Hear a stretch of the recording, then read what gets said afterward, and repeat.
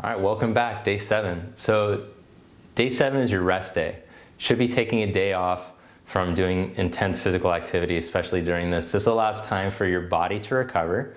It also sets you up so that when you start for tomorrow, you're gonna feel more energized and excited to come back to the practice. The body will have time to rest. The mind will have time to prepare to get right back into the practice.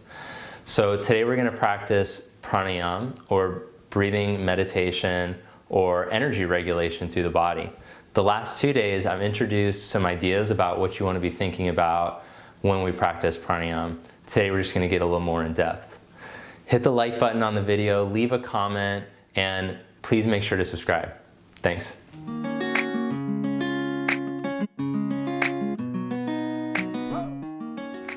When we learn pranayama, when we learn these breathing techniques, it's very important that you stay calm and that your nerves stay relaxed. So you're already very familiar with practicing shavasana, with practicing corpse pose. Some people aren't very comfortable practicing corpse pose. They get antsy, they want to come out of it. If you're in that group, you should just practice corpse pose. You shouldn't start to add any breathing techniques onto your corpse pose before you've learned to help to calm yourself just in the corpse. In theory, we want to train the nerves to be calm before we start doing these breath practices. So if that's your case, you can just practice lying down and just chilling out. Otherwise, if you're like, you know what, I'm pretty comfortable, I feel like I've been practicing corpse, I'm ready, you're going to try this next technique. All right, so for this technique, I have a block for the upper back and a block for the head. So you can play with this so it feels just right, but ideally this block is going to go right in your middle upper back, and then the next block goes for your head. Okay, so that's gnarly just to kind of like chill over wood. So I'm gonna put a blanket down. And then the block for your head, you can adjust it so it feels right. That's too much because I want the head to be tipped a little this way. So, yeah, that feels right, just like that. All right, so I just wanted you to see what happens with the blocks. I'm going to put a blanket over it so it's not as gnarly in my back.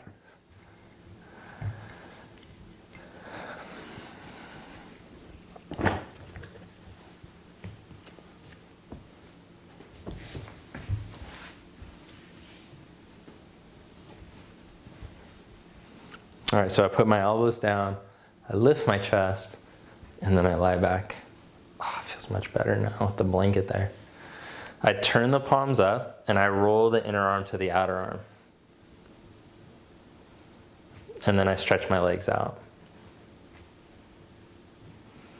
All right, so what this block is doing is it's suggesting, more than say, it's very strong suggestion to keep the chest open as we're doing this breath technique.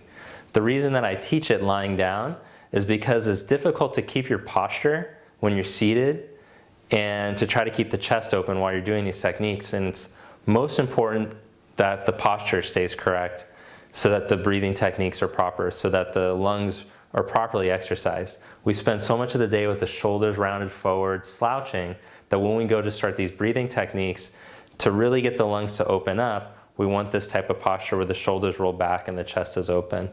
So lying down is the best way to learn this. Start by just relaxing. We'll just take a minute of silence in shavasana. I'm not going to say anything, just relax.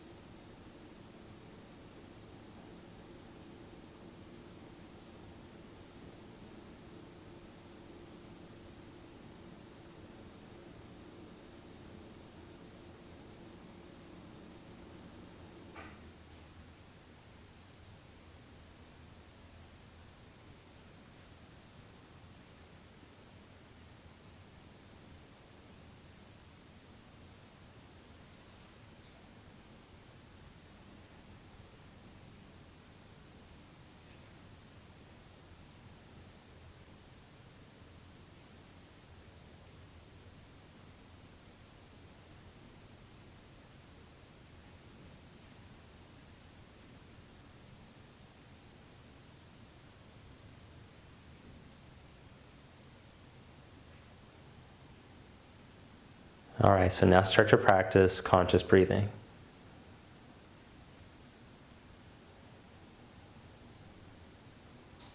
And just notice that just being conscious of the breath already starts to change it.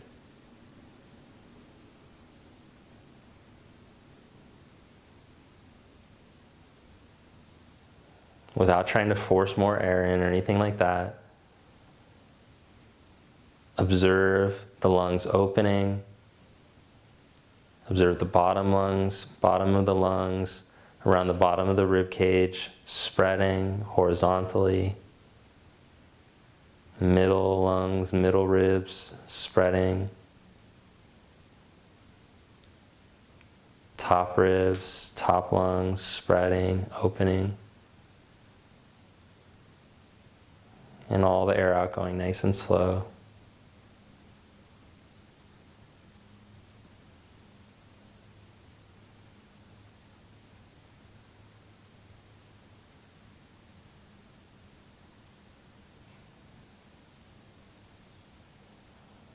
So we're practicing these slower, smoother breaths that are becoming deeper.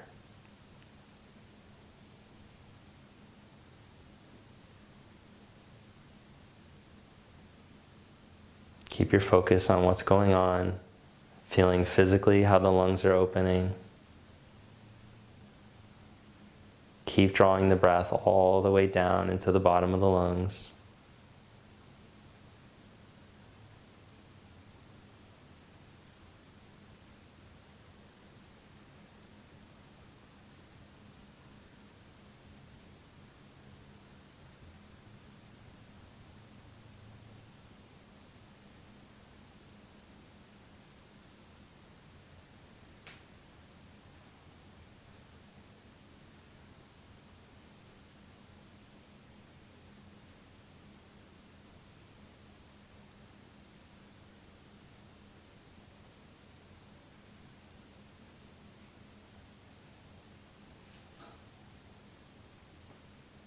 Not about how much you can take in, but how smooth and even you can make the transitions. Nice and smooth on the inhale.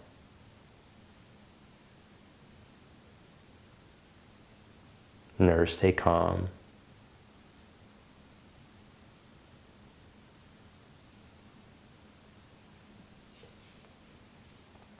Imagine if you ever learned to play a musical instrument.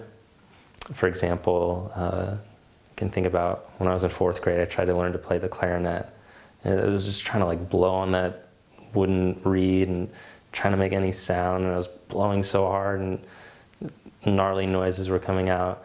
But someone who's very refined, who's been playing for a long time, they can control and make just a very smooth, fine, even note. And then to make a longer note, they don't have to push as much as someone who's learning. So you can take this analogy into your breathing practice.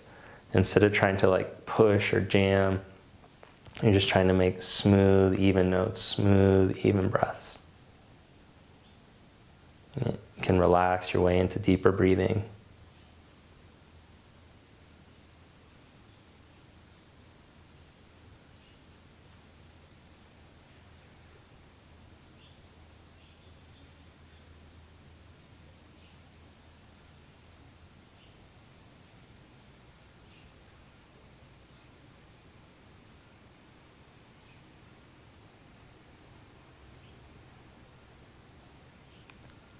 We're going to keep this deep breathing going. But now at the top of the inhalation, I want you to see if you can pause for a second or two.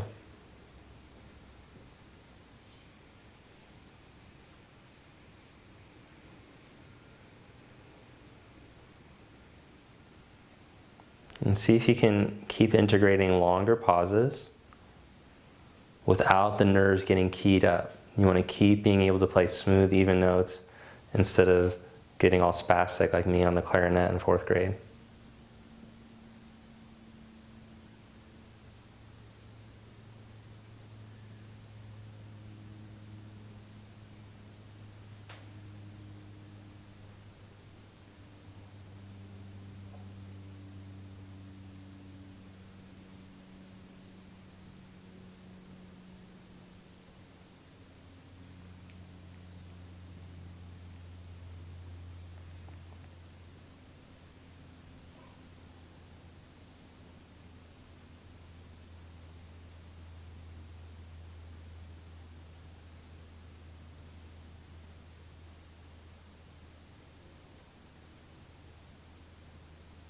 And let go of the breath work completely and just relax.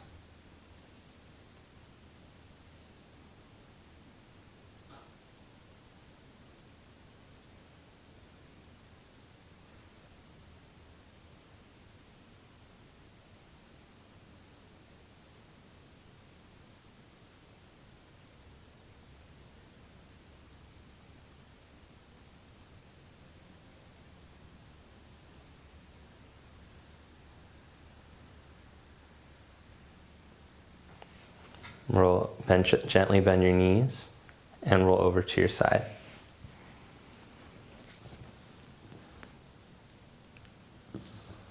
And press yourself up. All right, so just sit and be still for a moment.